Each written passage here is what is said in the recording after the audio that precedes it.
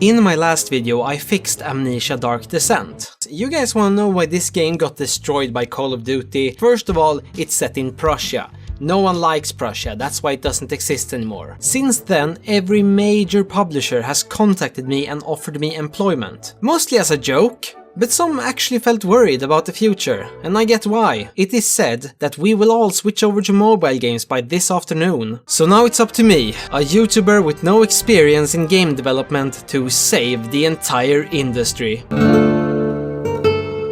Wii U is probably the first thing to go, because no one knows it exists. Or if they do, they think it's a Wii add-on. But I'm not blaming bad name choice or failure to build hype. I'm blaming Skyward Sword. The best Zeldas are always the dark Zeldas. So I'm thinking, Nintendo, how dark can you go? Instead of having Link save Zelda from Ganondorf, why not have him save her from a heroin addiction?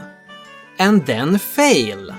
Saved. Ubisoft Assassin's Creed Unity was completely broken, is hated by fans, well, everyone, and the profit, millions. So Ubi, just fire all your game testers, if you have any. Saved. Konami is turning Silent Hill into pachinko machines. Absolutely disgusting. Listen, Konami.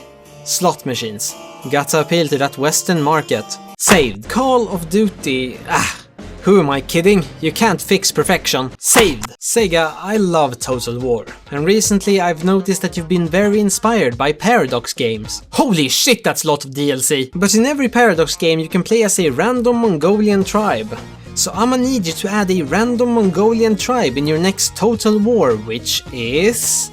Warhammer. Never heard of that historical period. Saved. But that's not Sega's crown jewel.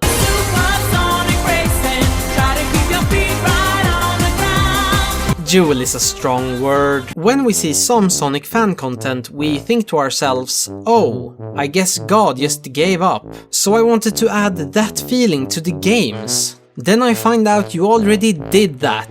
Twice. But the series holds up. When you think Final Fantasy's exclusive buyers, what do you think of?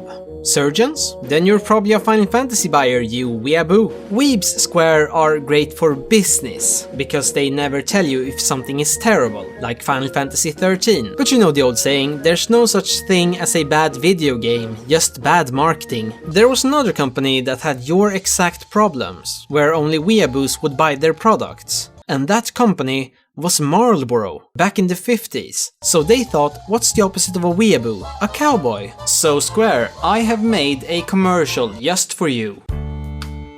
After a hard day of doing cowboy stuff, like riding horses and milking horses, I like to relax with some good old Final Fantasy 15, the classic taste. Saved. Realizing now that doing every franchise is a waste of time. Let's try to fix everything at once. The three undisputed greatest games of all time are completely different. Let's analyze them to find similarities. First thought, they are all shooter games.